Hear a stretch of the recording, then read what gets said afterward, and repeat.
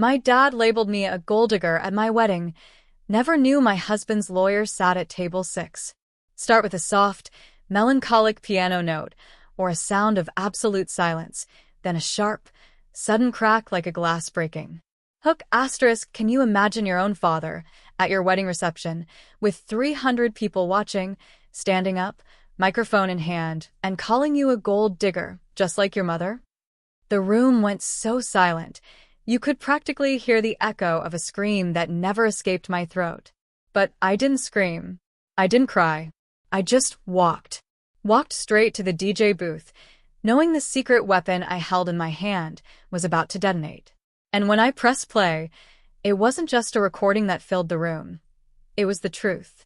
Pause for effect, let the silence hang, then a slight shift in background music, more reflective, but still with an undercurrent of tension. Body asterisk, that moment, barely 3 hours into my wedding, felt like the culmination of a lifetime. A lifetime of being underestimated, dismissed, and openly sabotaged by the very man who was supposed to protect me. My father, Richard Mitchell. He thought he was exposing me, destroying my carefully crafted day. What he didn't know, I'd been waiting for him to try. Slightly more upbeat, determined music, but still with a narrative quality. Before I dive into how we got here, if this story resonates, if you've ever felt like you had to fight for your own truth, hit that like button and subscribe. And please, drop a comment below telling me where you're watching from. I'd love to know we're all connecting across the miles. Now, let's rewind 14 years. It was a Tuesday night, 9:30 p.m.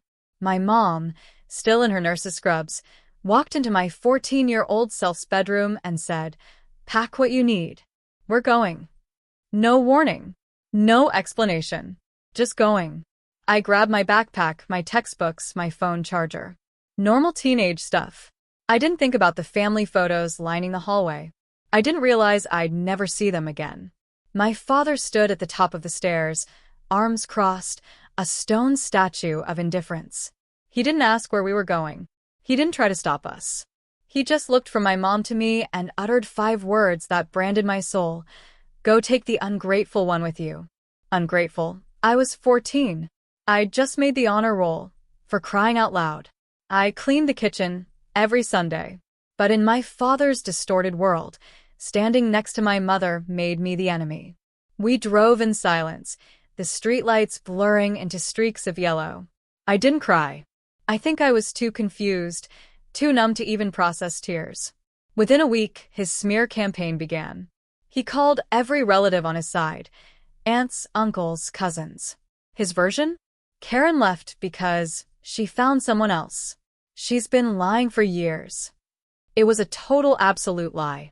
My mother hadn't found anyone. There was no other man. But my father, playing the role of the wounded husband, the betrayed provider, sold it with such conviction, people bought it. The church, his golf buddies, even his own mother, who'd known my mom for 16 years. They all believed him. Nobody, not one single person, called to ask me what happened. At 14, I was already invisible. 6 months crawled by before I dared to call him. He picked up on the 3rd ring, his voice flat, bored, cutting straight to the core. "If you're calling to ask for money, you're just like her." I hung up, sat on the edge of my mother's rented bed. We couldn't afford our own rooms yet, and just stared at the wall. It would be years before I truly understood the depth of his deception. I wouldn't learn the real reason my mother left until 11 months before my wedding. And when I did, everything changed. My mother worked night shifts at St. David's Memorial. 12 hours, sometimes 14. She'd get home at 6 a.m., make me toast, check my homework, and then collapse on the pull-out sofa, still in her scrubs. Our 1-bedroom apartment off Route 9 was small, the carpet stained beige, the kitchen faucet dripping a constant reminder of our new normal. We didn't even own a desk. I did my homework at the counter. Meanwhile, my father lived in the 4-bedroom house his mother had left him. Big yard, quiet street, the kind of neighborhood where people wave from their porches and know each other's dogs by name. During the divorce, he lowballed his income. My mother's legal aid lawyer, juggling 40 cases, did his best, but it wasn't enough. The judge signed off on a settlement that gave my mother $40,000. That's it. 14 years of marriage, one check. $40,000 for a woman who'd put her nursing career on hold for 6 years to raise me, while my father built his real estate empire. My mother's mom, my grandma Maggie, helped when she could. Groceries, a stealthy $20 bill slipped into my pocket. But she was on a fixed income herself, a retired secretary. At school, the whispers followed me. Didn't your dad say your mom is a homewrecker? I ate the rest of my sandwich in a bathroom stall, the rumors from his church circle having metastasized into my high school hallways. I kept my grades up. I had to. Scholarships were my only way out. When that acceptance letter came, full ride to State University, my mother held it in both hands and cried harder than the night we left. My father? He never asked. I never told him. Your mother didn't leave because she's weak, sweetheart. Grandma Maggie told me once, her voice firm, sitting at her kitchen table. She left because she's brave. It took me a long time, but I wanted to believe her. I graduated summa cum laude, scholarship paid, no debt. I became an English teacher, 20 minutes from my mom's apartment. The pay wasn't glamorous, but it was mine. Every dollar. I graded papers at night, drove a beat-up Honda Civic, packed my lunches in Tupperware. And I kept trying to have a relationship with my father. Why? Maybe because I still remembered being 6, sitting on his shoulders at the county fair, convinced he was the tallest man alive. Maybe a part of me hoped if I just showed up enough, he'd finally see me. He'd call a few times a year, always with conditions. Come to Thanksgiving, but don't bring your mother's drama. So I went alone. Sat across from Vanessa Reed, his friend, in my mother's old chair. I smiled, ate turkey, said everything's delicious, to the woman who'd replaced my mom at her own dining table. My aunts and uncles treated me like a polite guest, distant, careful. Your dad's been through a lot, honey. Don't make it harder. I was 24, with a job and a savings account, but in that house, I was still the girl who'd picked the wrong side. I kept going back for 3 years, swallowing their pity and their careful kindness, which, honestly, was worse than cruelty. At least cruelty is honest. Then I met Daniel. And everything shifted. He was in a coffee shop near my school, a stack of property files beside him. I knocked his briefcase off the chair reaching for a napkin, and he just laughed. A quiet laugh, the kind that starts in the eyes. He was a real estate attorney, drove a Subaru, wore the same 3 ties in rotation. But he listened. Really listened. Not waiting for his turn to speak, but absorbing. I felt heard, deep down in my bones. We dated for 2 years. Slow, steady. He never once asked about my father's money. He didn't even know there was any to ask about. When I introduced him to my dad, Richard was polite, cool. Shook Daniel's hand, asked about his firm, a smile on his lips but not in his eyes. After Daniel stepped away, my father leaned in. He's a lawyer. You know what lawyers do, right? They dig into people's business. He was talking to himself, really. Daniel proposed on a Sunday morning in my apartment. No fancy restaurant, no skywriting. He made pancakes, put the ring in his pocket, and said, I want every Sunday to be like this. I said yes before he finished. I called my father to tell him. 10 seconds of silence. Then, I hope he knows what he's getting into. That was his congratulations. What I didn't know then was that the day after that call, my father picked up the phone again, not to plan a celebration, but to start a campaign. Grace is marrying a rich lawyer. She's changed. She's just like her mother. The seeds were planted months before the wedding. I just hadn't felt them growing yet. 11 months before the wedding, I was helping my mom pack boxes. She was downsizing again. We found a shoebox in the hall closet. Inside, an old USB drive, a strip of masking tape on it. From V. You should hear this, Mom. What is this? I asked. My mother's face went still. Not surprised. Not confused. Still. The way a person gets when something they buried long ago claws its way back to the surface. Put it back, Grace, she whispered. I pulled my hand away, carried it to the kitchen, plugged it into my laptop. 1 audio file. 3 minutes, 12 seconds. I press play. My father's voice filled the room, slightly slurred. Late at night, from the sound of it. He was leaving a voicemail for Vanessa. Hey babe, it's me. Karen's lawyer is useless. I moved the house, Mom's house, into the LLC last month. She'll never find out. By the time the judge signs off, it's done. I stopped breathing. And Grace, don't worry about her. She's an ungrateful brat. She chose Karen. Fine. She gets nothing. Just like her mother. His voice kept going, casual, almost cheerful. Once this is settled, you move in. This house is ours. Karen will never know. The file ended. Silence. I sat on my mother's kitchen floor and played it again.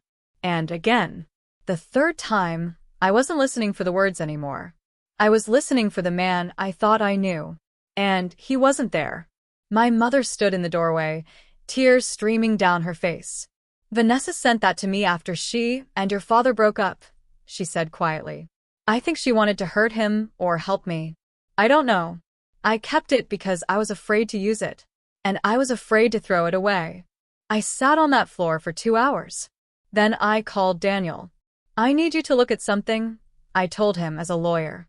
He came over, listened to the voicemail with his hands folded, that processing look on his face. When it finished, he opened his laptop, pulled up the county assessor's website. Public records. 11 minutes later, he turned the screen toward me. Grace, his voice was careful. Your grandmother's house, the one your father lives in, it was transferred into an LLC 18 months before the divorce was finalized. The LLC is registered to your father and a woman named Vanessa Reed. There it was. Black and white.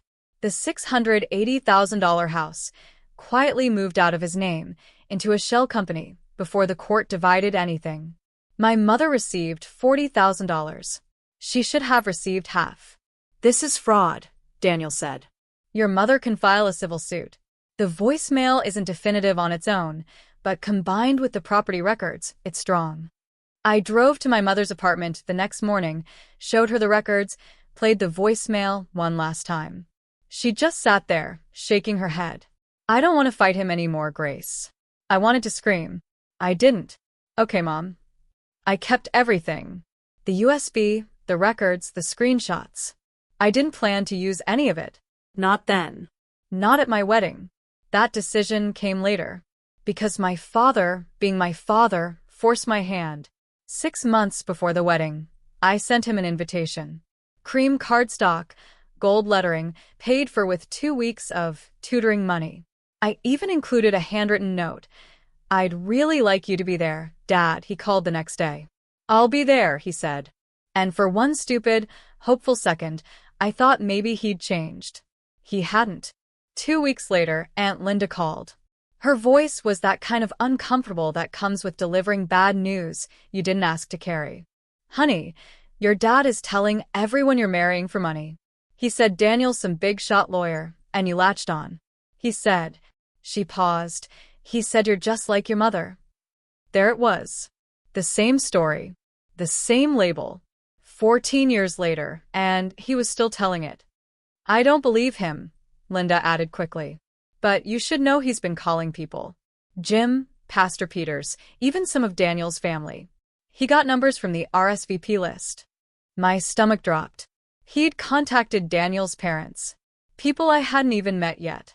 He was already poisoning them against me. I told Daniel that night.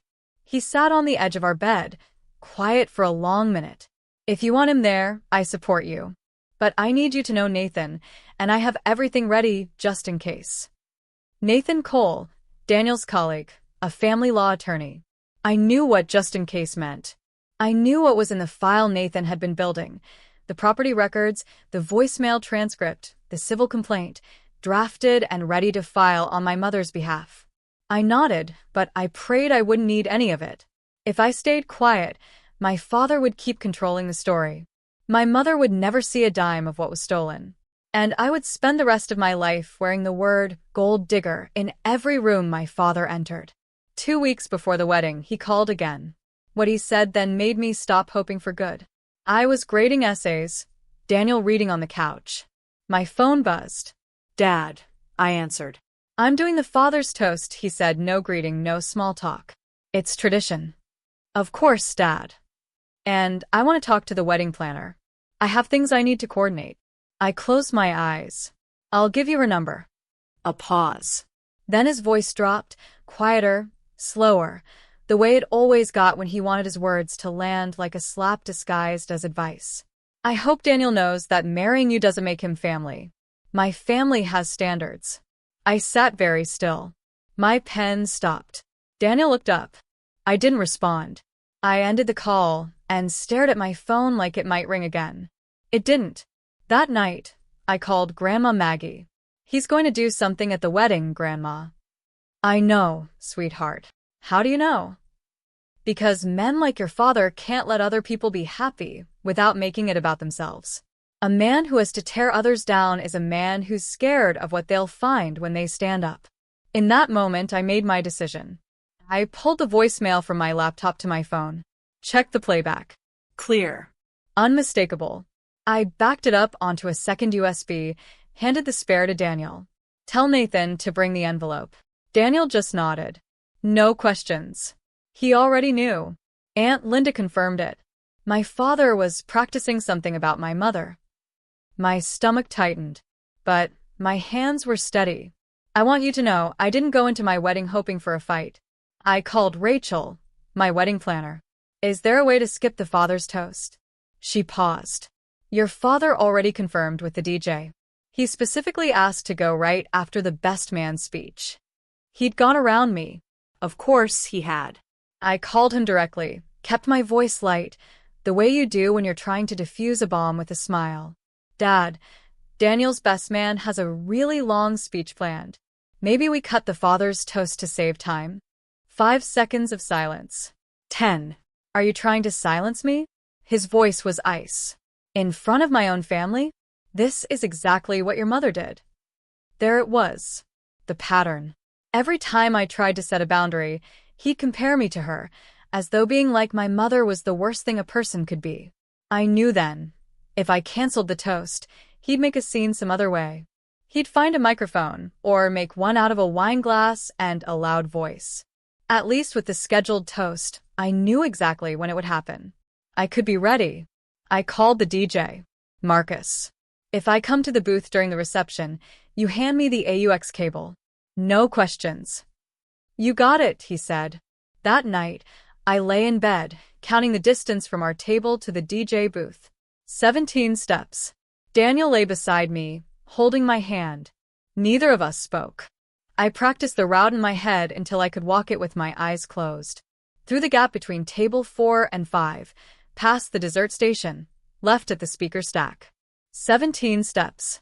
I spent my last week as a single woman not choosing flowers or finalizing seating charts. I spent it memorizing a path. Because I knew my father. And I refused to be caught off guard at my own wedding. Music becomes more grand, but still with a narrative sense of purpose. The morning of my wedding was bright and still. October sun, no wind. The kind of day that makes you think the universe might actually be paying attention. In the bridal suite, my mom stood behind me, adjusting a pin in my hair. Her fingers were gentle, steady. She'd been a nurse for 20 years. Steady hands were the one thing life hadn't taken from her. You look beautiful, baby, she said. I covered her hand with mine. In the mirror, we looked alike. Same jaw, same dark eyes. I used to hate that resemblance because my father treated it like proof of something rotten. Now I wore it like armor. I pulled my phone from the vanity, tapped play on the audio file, just long enough to hear the first syllable of his voice. Stop. Battery at 100%.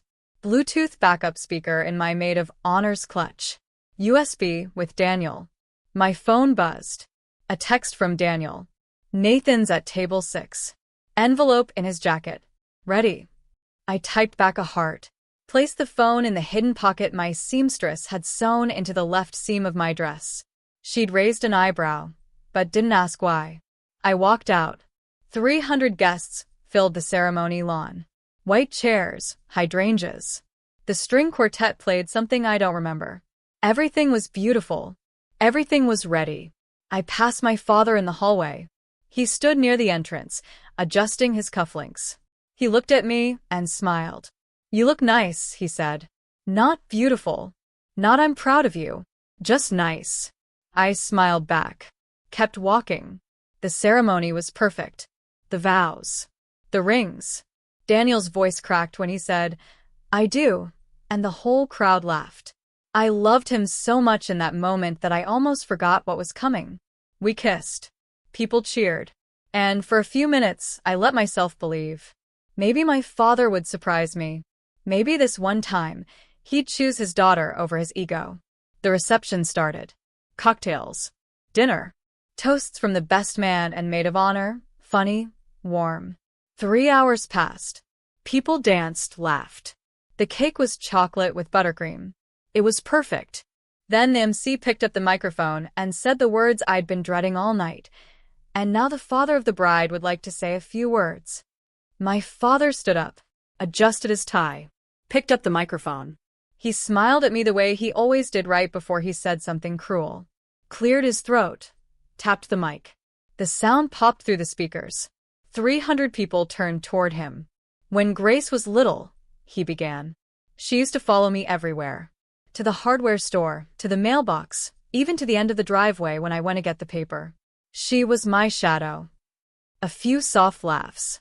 An older woman at table 12 cooed. My father smiled, the good smile. The one he wore to church, to barbecues, the smile that made people trust him. "She was such a sweet girl," he continued. "I always worried about her because sweetness in this world can be used against you." Something shifted. Not in his words yet, but in his tone. A slight edge, like a knife turning slowly under a tablecloth. Most people wouldn't have caught it. I caught it immediately.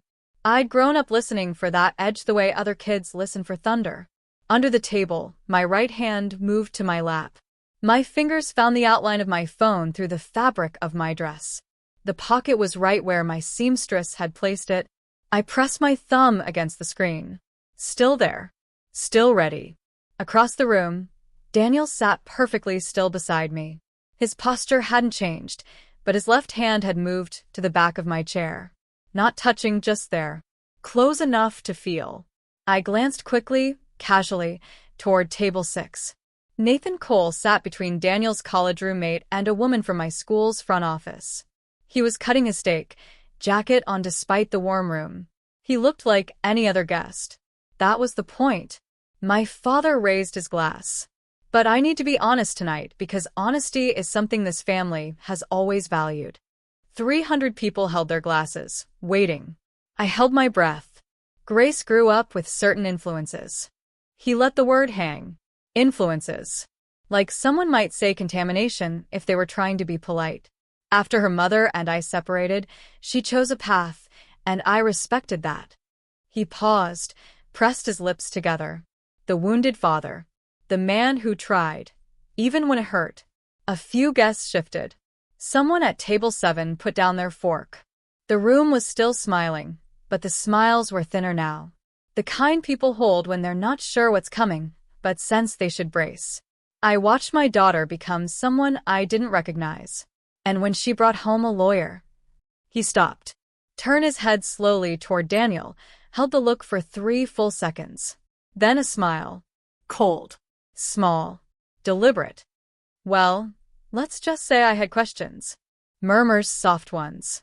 I could feel the room recalibrating, the way a crowd does when it realizes a toast is becoming something else entirely. At table 3, my mother's knuckles were white around her linen napkin. Beside her, my grandmother placed her hand over my mother's. Gently. Firmly. The way you'd hold someone's wrist to check a pulse. I looked down at my plate, breathed in through my nose, counted in my head. Not the steps this time, just seconds. Buying myself steadiness. Under the table, Daniel leaned toward me, his mouth close to my ear, so quiet no one else could have heard it. 17 steps. "I'll be right here." I nodded once, small, and I waited, because my father wasn't done, and I needed him to finish. I needed every person in that room to hear exactly who he was, before I showed them proof. My father's voice rose, confident now, feeding on the silence the way he always had. Because in my experience, when a young woman suddenly upgrades her lifestyle, the murmurs were louder now. Not agreement. Discomfort. Chairs creaking. Eyes darting. The sound of a room holding its breath, hoping someone would intervene. No one did.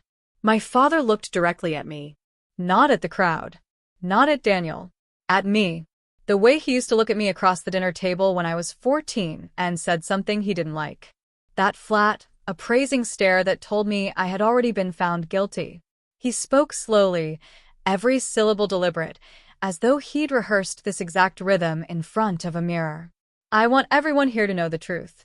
My daughter, she is a gold digger, just like her mother. Sound effect, a single, distant glass clinking, sharp and clear. Silence. Not the polite kind.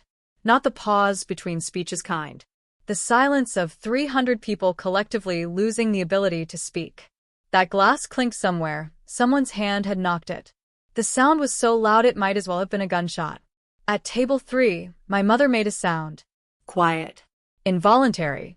Like the air had been pulled from her chest. Her tears came, but she didn't move. She sat perfectly still, the way she'd trained herself to sit through every insult for 14 years. My grandmother started to rise. My mother's hand found her arm and pulled her back down. Daniel's best man, Kyle, set his whiskey glass on the table so hard the ice rattled. His jaw was tight. He looked at Daniel. Daniel shook his head once. Not yet. My father didn't stop. The silence fed him. I'd seen this before. The way quiet made him louder, braver, more certain he was right. Daniel, if you're smart, you'll get a prenup, because this woman will take everything you have. He paused, smiled. It's in her blood. Music shifts to a dramatic, tense, determined score. I set my napkin on the table. I stood up. The chair slid back behind me, a soft scrape on the hardwood that seemed to echo across the entire room. 300 faces turned toward me. Some horrified. Some frozen. Some looking away, ashamed for having witnessed this, but unsure what to do about it. I didn't look at my father. I walked toward the DJ booth. 1, 2, 3. I didn't walk toward my father. I didn't need to. The speakers would carry everything I needed them to hear. 4, 5, 6.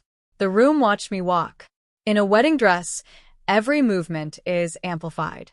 The fabric catches light. The train drags across the floor with a whisper that sounds louder than it should. I could feel every set of eyes tracking me, like I was the last visible thing in the room. My father's voice followed me through the speakers. See? She's walking away. That's what she does. That's what her mother taught her. He let out a short laugh. Bitter. Performed. When the truth comes out, they run. I kept walking. 7. 8, 9. At the edge of the room, Rachel, my wedding planner, pressed her walkie-talkie to her lips and whispered something. A server near the kitchen door froze mid-step, holding a tray of champagne at a tilt. 10. 11. 12. My father was still talking. He thought I was leaving. He thought I was going to the bathroom or outside or to the car. He thought this was a victory. The daughter retreating, the father reclaiming the room. That's the thing about people who've controlled the story for 14 years. They stop imagining anyone else might have won. 13. 14. 15. Marcus, the DJ, saw me coming. He was already reaching for the AUX cable. I told him one thing weeks ago. If I come to the booth, no questions. He kept his word. 16. 17. I stopped at the booth, took the cable. My hands were steady. My heart was somewhere near my throat. I pulled the phone from the pocket in my dress, plugged it in. The screen lit up. The audio file ready. The play button waiting under my thumb. I turned around. 300 people stared at me. My mother. My grandmother. Daniel. Kyle. Nathan at table 6. Rachel by the kitchen. The server with the tilting champagne. And my father, standing in the center of the room with the microphone still in his hand, a look of faint confusion beginning to crack through his confidence. I leaned into the DJ's microphone. My voice was even. Quiet. I didn't need to yell. The speakers would do the work. Since my father values honesty, I thought I'd share some, too. I pressed play. Sound effect. The muffled, slurred recording of the father's voice, playing through speakers. My father's voice filled the room. Not from the microphone in his hand. From the speakers. All of them, surrounding him. "Hey babe, it's me." He recognized it before anyone else did. I saw the moment. His shoulders stiffened. His grip on the microphone tightened. The color began to leave his face, starting at his forehead and moving down like a shade being drawn. "Karen's lawyer is useless. I moved the house, Mom's house, into the LLC last month. She'll never find out. By the time the judge signs off, it's done." The room didn't gasp. It went still in a different way than before. Deeper. Heavier. Before, they'd been shocked by cruelty. Now they were hearing a confession. And everyone knew whose voice it was. A man at table 8 leaned forward with both hands on the table, as though he needed to physically anchor himself. A woman near the back, one of my father's church friends, brought her fingers to her mouth. Aunt Linda sat at table 11 with both eyes closed. My father's recorded voice kept going. Casual, almost cheerful. Talking about his own daughter the way you talk about a stray cat that wandered into the yard. "And Grace, don't worry about her. She's an ungrateful brat. She chose Karen. Fine. She gets nothing, just like her mother." I watched the room receive those words. 300 people hearing a man call his daughter an ungrateful brat on a voicemail to his mistress. The same man who just called her a gold digger 10 seconds ago, from this very spot. The pattern was visible now. Not an opinion. A campaign. Once this is settled, you move in. This house is ours. Karen will never know. The file ended. The speakers hummed into silence. My father stood in the center of 300 staring faces. The microphone was still in his hand, but he wasn't holding it up anymore. It hung at his side like something he'd forgotten he was carrying. He opened his mouth. Nothing came out. Nobody clapped. This wasn't a movie. This was a wedding reception where 300 real people had just heard a real man confess to fraud on a voicemail meant for his girlfriend. The room fractured the way rooms do when something irreversible happens. Not all at once, but in pieces. A man at table 10 pushed back his chair and stared at the tablecloth.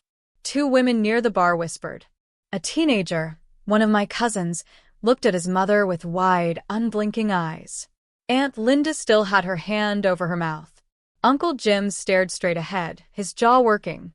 Pastor Peters, 3 seats down, had removed his glasses and was pressing his thumb and forefinger against the bridge of his nose, the way you do when you need to rethink everything you've believed about someone. At table 9, my friend Carla was crying. Not loudly, just tears running down her face, gripping her husband's hand. My father found his voice. Fast. That's taken out of context. She manipulated the. I spoke into the DJ microphone. Calm. No tremor. That voicemail is 3 minutes long. Everyone just heard all of it. There is no context that makes it okay.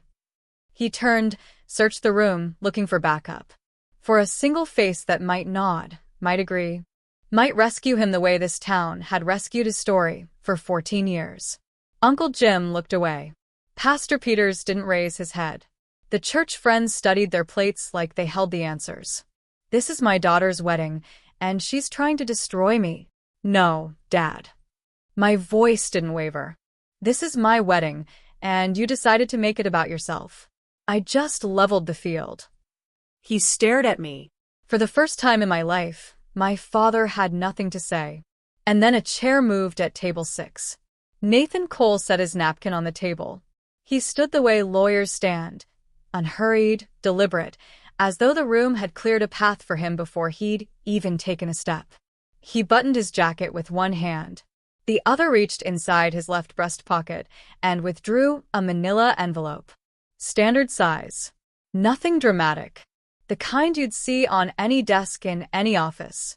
He walked toward my father. His shoes were quiet on the hardwood. The room tracked him the way it had tracked me. 300 people watching someone cross a room and understanding, somehow, that what was about to happen would make this night permanent. My father looked at Nathan. He didn't recognize him. "Who the hell are you?" Nathan stopped 3 feet from my father. Professional distance. Eye contact. "Nathan Cole, attorney at law. I represent Karen Mitchell in the matter of Mitchell versus Mitchell, a civil action for fraudulent concealment of marital assets." He extended the envelope. My father didn't take it. His hands stayed at his sides, the microphone still dangling from the right one like a dead weight. Nathan placed the envelope on the nearest table, beside a half-eaten slice of cake and a glass of water. "You've been served, Mr. Mitchell." The words landed in the silence, like a stone dropping into a well. You could almost hear the impact reach the bottom.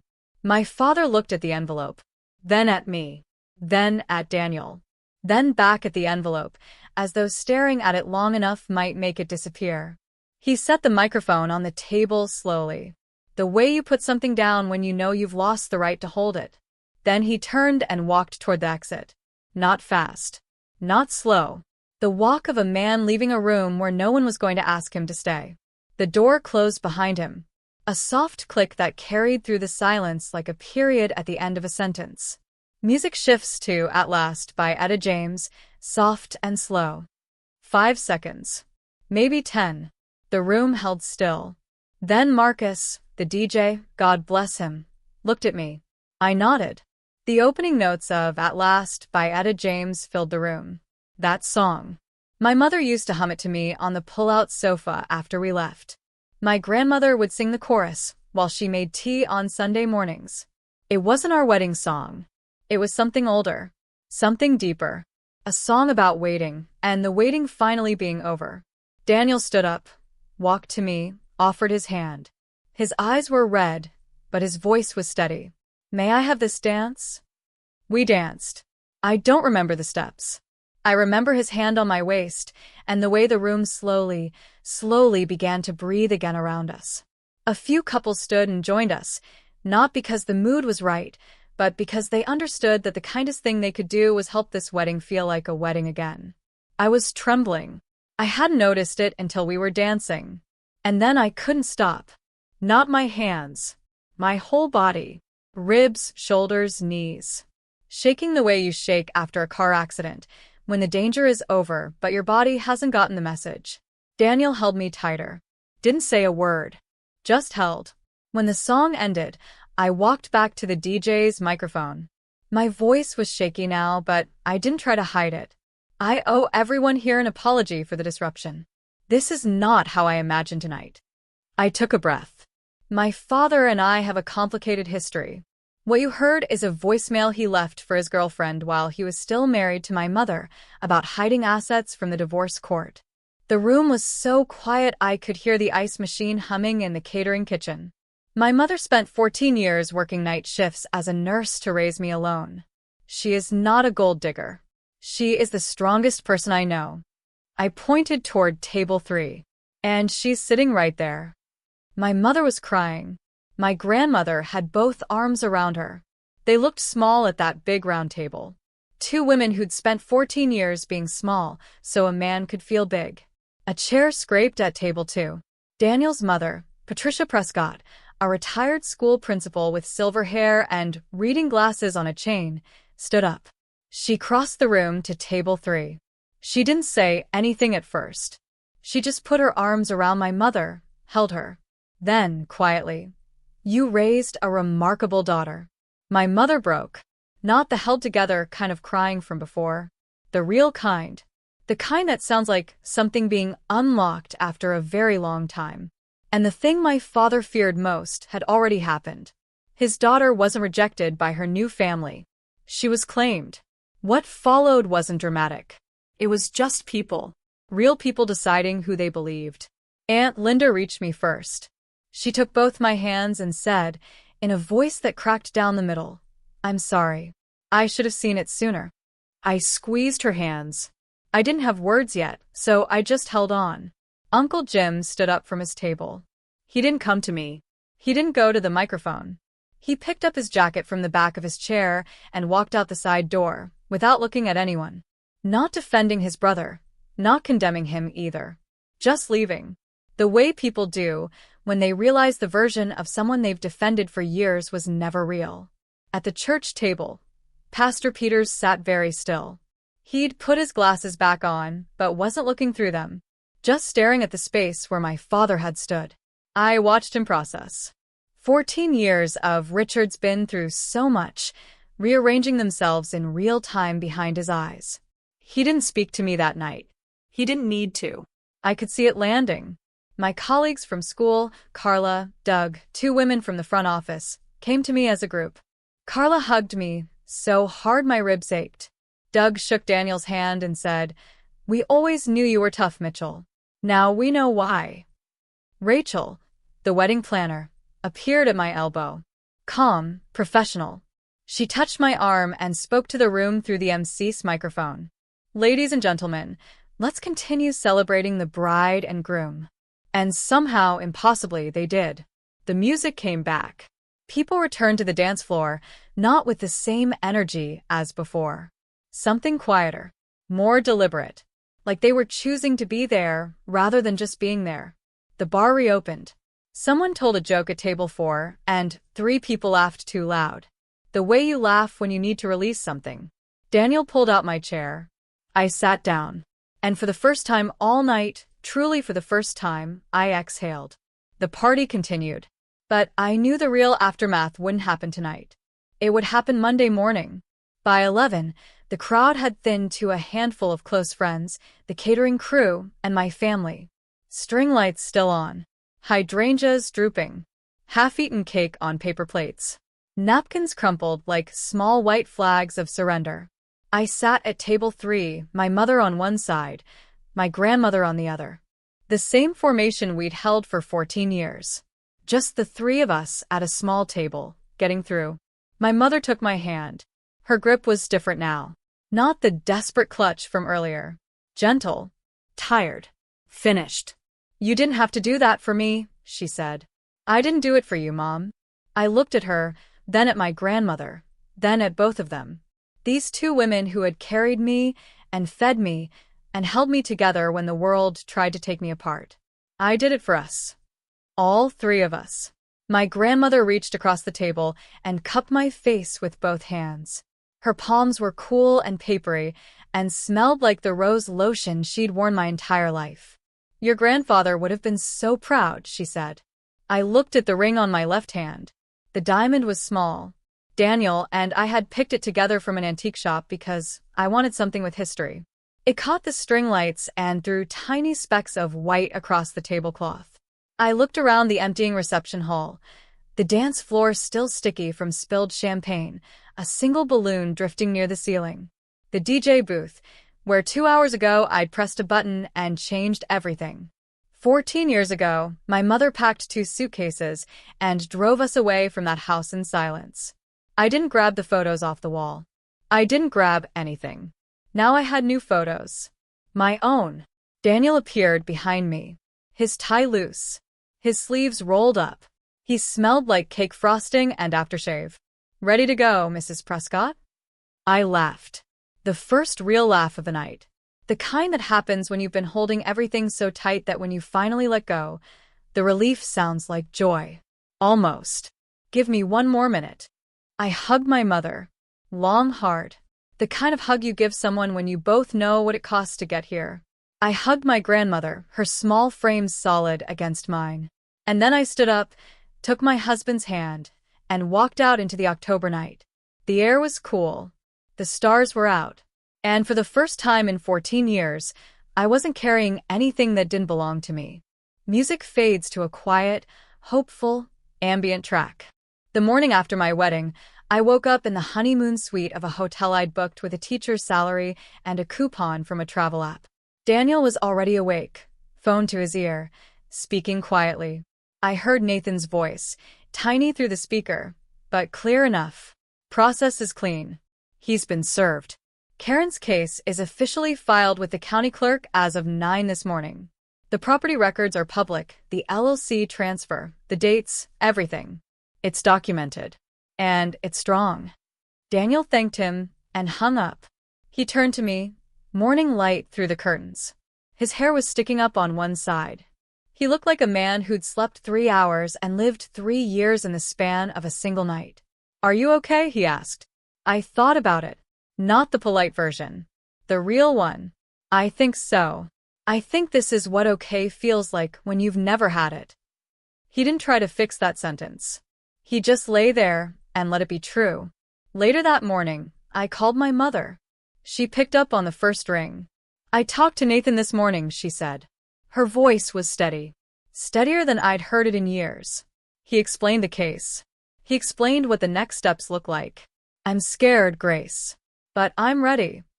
I leaned against the headboard of the hotel bed and felt something shift in my chest. Relief. Not the giddy, celebratory kind. The structural kind. The feeling of a load being distributed after years of being carried alone. "You don't have to be brave alone anymore, Mom," she cried. But it was different this time. Not the quiet, muffled crying I'd heard through the apartment walls when I was 15. Not the silent tears at table 3. This was open, full-throated, the sound of someone finally letting a wound breathe. I didn't try to stop her. Some tears are not a problem to be solved. They're a process. You let them run. My father started making calls before the sun was up on Sunday. Aunt Linda told me she was the first person he dialed.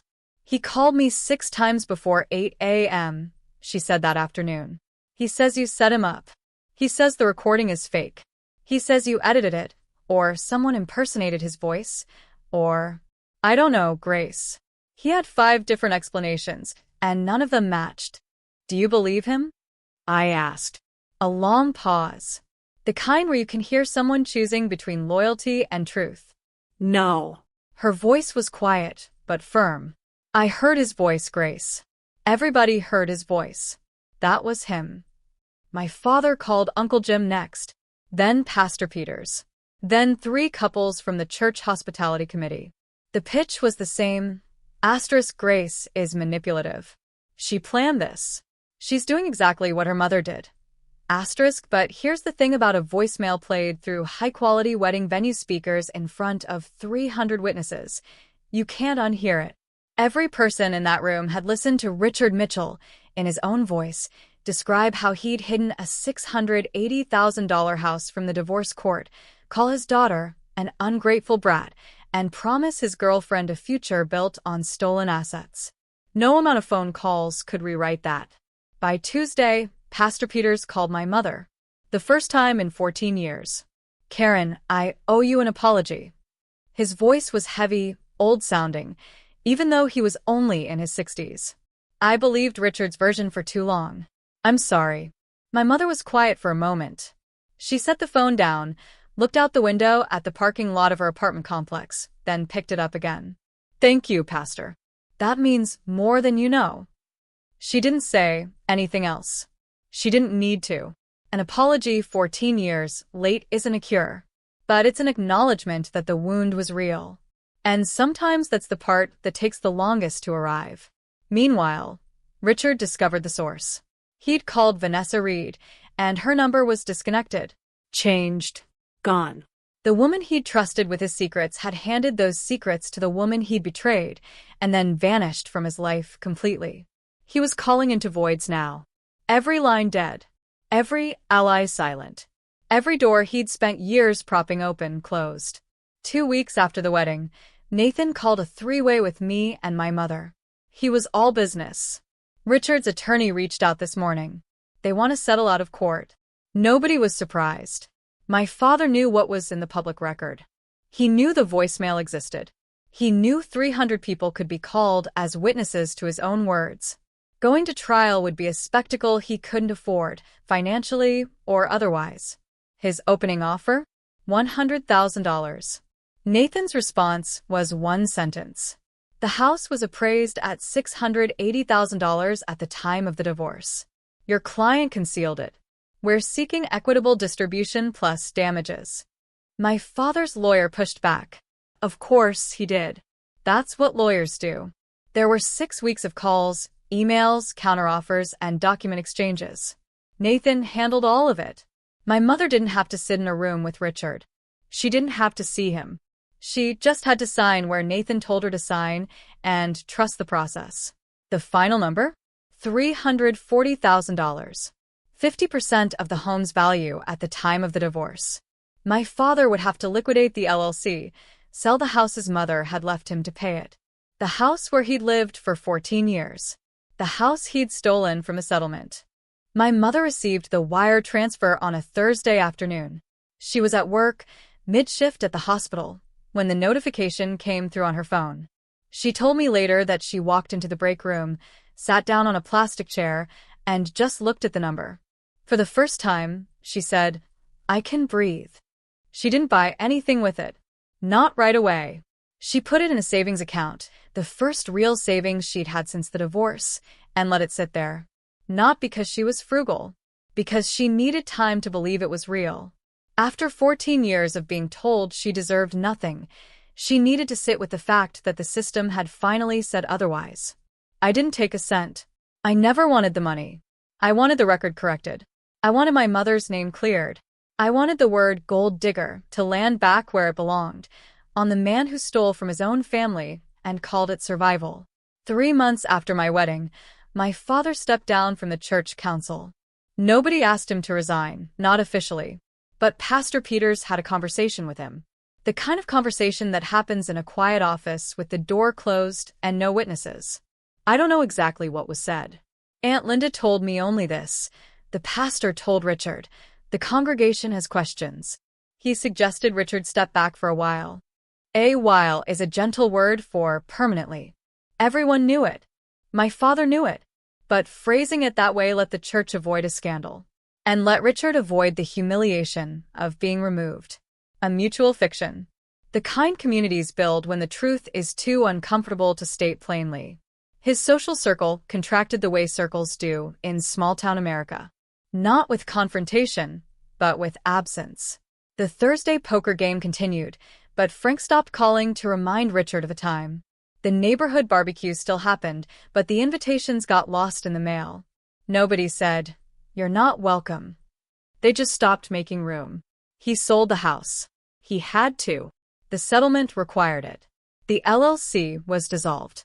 The 4-bedroom on the quiet street with a porch and the dog-friendly yard went to a young couple from out of state who had no idea what had happened inside those walls. My father moved into a 2-bedroom apartment on the east side of town. Alone. Vanessa was long gone.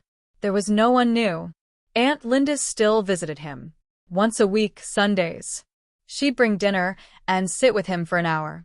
She told me once, "He needs help, Richard. Real help. Not the kind where you tell a therapist everyone else is the problem." I don't know if he listened. I knew all of this secondhand through Linda mostly. I didn't track my father's decline. I didn't check on his apartment or his social calendar. I didn't feel satisfaction when I heard about the poker game or the church council. I felt something quieter. Sadder. The specific sadness of knowing your father had 1,000 chances to be decent and chose every single time not to be. He wasn't a monster. That's the part people don't understand. Monsters are easy to leave. My father was a man who remembered my favorite ice cream flavor and still chose to destroy my wedding. That's harder. My mother enrolled in a nurse practitioner certification program 3 months after the settlement cleared. She was 55 years old, sitting in a lecture hall with students half her age, taking notes in a spiral notebook with a pen she'd clipped to her scrub's pocket out of habit. She told me she was terrified the first day. By the second week, she loved it. She'd spent 14 years in survival mode, working doubles, clipping coupons, choosing between a new winter coat and a car repair. The settlement didn't make her rich. It gave her margin. Enough to reduce her shifts, pay tuition, and breathe between obligations for the first time since the divorce. My grandmother moved in with her. They found a 2-bedroom apartment with good light and a balcony that faced east. Maggie hung a bird feeder on the railing. She said she liked having something to take care of that couldn't talk back. The first time I visited the new apartment, I stood in the kitchen and looked at the refrigerator. And I had to hold on to the counter. On the door, held up with magnets, was my wedding photo. Me and Daniel laughing, the cake in the background. Next to it, a snapshot of my mother in her lecture hall, raising her hand. And below both of those, yellowed and slightly curled at the edges, my honor roll certificate from 9th grade. The one I'd earned the semester we left. The one I thought had been lost when we walked out of my father's house with 2 suitcases and nothing else. I found it in the box with the USB, my mother said from behind me. I kept it all these years. I just never had a fridge. I felt proud enough to put it on. I cried. Not because it was sad. Because it was the opposite of sad. Because my mother had carried a piece of paper through 14 years of night shifts and 1-bedroom apartments and $40,000 settlements, and never once put it down. She'd been waiting. Not for the money. Not for the apology. Not even for the truth. She'd been waiting for a refrigerator that felt like home. And now she had won. 4 months after the wedding, I received an email from my father. I saw his name in my inbox at 7 in the morning, sitting at the kitchen table with a mug of coffee and a stack of ungraded quizzes. Daniel was in the shower. The apartment was quiet. And there it was. Richard Mitchell, subject line. The truth. I opened it. I read every word. It took about a minute. It was not an apology. It was not a confession. It was not a man reckoning with what he'd done. It was a page-long exercise in the exact same narrative he'd been telling for 14 years, repackaged with fresh self-pity and delivered to my inbox like a bill I owed him. Asterisk, I hope you're happy now that you've destroyed your own father's life. I gave you everything, and this is how you repay me. Your mother poisoned you against me from the day she left. I hope one day you see the truth that I was the one who was wronged. That I was the one who lost everything. That I was the victim. Asterisk, I set my phone on the table, looked at the ceiling, took a long breath, let it out. Then I picked up the phone and typed my response. Short. Clear. Final. Dad, I didn't destroy your life. Your choices did. I wish you well, but I can't have a relationship with someone who refuses to take responsibility. This is my boundary. Please respect it. I read it once, changed nothing, hit send. Then I blocked his email address. I didn't pause. I didn't second guess. I didn't feel the pull of guilt that would have flattened me a year ago.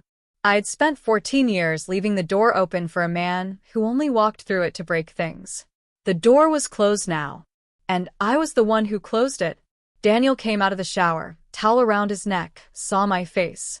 You okay? I will be. He sat down across from me. Didn't push. Didn't ask to see the email. Just sat. Poured himself coffee. Started on the crossword. And the morning continued. The way mornings do when you finally stop waiting for someone to change. Music becomes more uplifting, resolved. 1 year after my wedding, Daniel and I live in a rented apartment 12 minutes from my school. 2 bedrooms. One of them is a home office where I grade papers and Daniel reviews contracts. The walls are white. The couch is secondhand. The coffee maker cost $19 at Target, and it works fine. I still teach English. 10th graders. I still pack my lunch in Tupperware and eat it in the faculty lounge next to a woman named Denise who talks about her cats like they're senators. I still drive the Honda Civic, though it now has 163,000 miles and a rattle in the dashboard that Daniel swears he'll fix on Saturday, but never does. Nothing has changed on the outside. Everything has changed underneath. I sleep through the night now. I hadn't realized I wasn't sleeping until I started.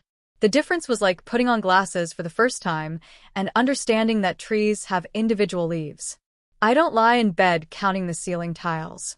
I don't rehearse conversations with my father at 2 a.m. I don't check my phone in the morning with a knot in my stomach, bracing for whatever he might have texted. The knot is gone. I didn't notice it leaving. One morning, it just wasn't there. And I stood in the kitchen and cried into my cereal, and Daniel asked if I was okay, and I said, I think this is the first morning I've ever woken up not afraid, and he held me, and the cereal got soggy, and it was the most ordinary, beautiful morning of my life. People ask me if I regret what I did at my wedding, and here's the honest answer. I regret that it was necessary. I wish my father had given a normal toast. I wish he'd said, I'm proud of you. I wish the voicemail didn't exist. But it does. And pretending it didn't would not have protected anyone. It would have protected him. Boundaries aren't punishment. They're survival. My mother passed her nurse practitioner exam on the 2nd attempt. She cried in the parking lot of the testing center and called me from the driver's seat with her hands still shaking. Her starting salary in the new role is nearly double what she made as a staff nurse. She's not wealthy. She's stable. And for a woman who spent 14 years choosing between groceries and car insurance, stable is everything. My grandmother Maggie still lives with her. She's 80 now and slower than she used to be, but she still makes Sunday dinner for the four of us. Pot roast, green beans, rolls from scratch. Daniel does the dishes after. Maggie supervises from the kitchen doorway and tells him he's loading the dishwasher wrong. He loads it wrong on purpose because it makes her laugh. Aunt Linda calls me every few weeks. She doesn't push reconciliation. She just talks about the weather, about her garden, about a book she's reading. Sometimes, casually, she'll mention my father. He's seeing a therapist now. I don't know if it's working, but he's going. I listen. I don't comment. I don't hope. And I don't despair. I just take the information, set it somewhere neutral, and move on. Linda understands that she's the only person from my father's side who earned the right to stay. And she earned it by never once asking me to forgive him on his timeline. Nathan still works with Daniel. They play golf on Saturday mornings badly from what I hear. The last time Nathan came to Sunday dinner at my mother's, he sat at the table and Maggie served him an extra roll without asking. He looked at me across the table and grinned. I said, "Table 6 will never be just a table to me." He laughed. Maggie asked what was funny. Nobody explained. Pastor Peters invited my mother back to the church last month. She said she'd think about it. She's still thinking. If you're watching this and you have a parent who makes you feel small, at the dinner table, on the phone, in the quiet way they look at you when they think you're not enough, I'm not going to tell you what to do. Every family is different. Every wound is shaped differently. I don't know your father. I don't know your mother. I don't know what you've survived or what you're still surviving. But I'll tell you what I learned. You don't owe anyone access to your life just because they share your blood. Love is not a debt. Showing up to Thanksgiving and swallowing insults is not loyalty. It's erosion. And standing up for yourself is not betrayal, no matter how many times they tell you it is. My father called me a gold digger in front of 300 people. What he didn't know is that the only gold I ever wanted was the truth. And the truth is this. My mother is not a gold digger. She is a nurse practitioner who raised me alone on night shifts and leftovers and a savings account that spent most years close to zero. I am not a gold digger. I'm a public school teacher who married a man I love. Not for his money. Not for his last name. Not for his law degree. But for the way he stood beside me in the hardest moment of my life and said, 17 steps. I'll be right here. 17 steps. That's how far I had to walk to change everything. But the real distance wasn't 17 steps. It was 14 years. 14 years of silence. 14 years of showing up to holidays where I wasn't wanted.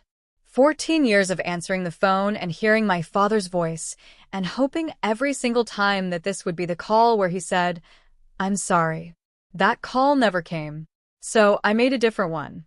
I chose myself. I chose my mother. I chose the truth. And if you need permission to do the same, consider this yours. Last Sunday at my mother's apartment, the one with the good light and the bird feeder on the balcony. We're sitting around the kitchen table. Me, Daniel, my mother, my grandmother. The table is small. Our elbows almost touch. There's pot roast and green beans and rolls from scratch. And Daniel has already eaten 3 rolls, and Maggie is pretending not to notice. My mother is laughing. Not the careful kind of laughing she used to do, the kind that checked the room first to make sure it was safe. Real laughing. Loud. She's telling a story about a patient who brought a parrot to the clinic. And Maggie is shaking her head and saying, "Lord have mercy," even though she's laughing too. And Daniel is wiping his eyes with a napkin because he's laughing so hard he can't breathe. I'm just sitting here, watching them. On the refrigerator behind my mother's head, our wedding photo, slightly crooked. Her nurse practitioner certificate in a cheap gold frame. And below both, held up by a magnet shaped like a sunflower, my honor roll certificate from 9th grade. Yellowed. Curled. 14 years old. Still there.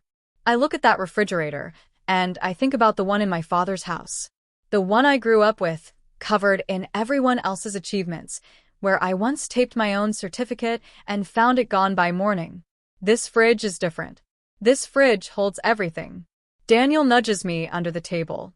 You okay? I look at him, then at my mother, then at my grandmother. 80 years old, arthritic hands wrapped around a coffee mug, still the strongest person at the table. Yeah, I say. I'm good. This is my family. Not the one I was born into. The one I chose. And the one that chose me back. Music swells slightly, then fades out softly. Thank you for listening. And if this story stayed with you, if it reminded you of a boundary you need to set, or a truth you've been carrying alone, or a phone call you've been afraid to make, I want to hear about it. Drop a comment below and tell me. Would you have pressed play, or would you have walked away? There's no wrong answer. Both take courage. And if you'd like to hear another story, there's one waiting for you in the description. I'll see you there.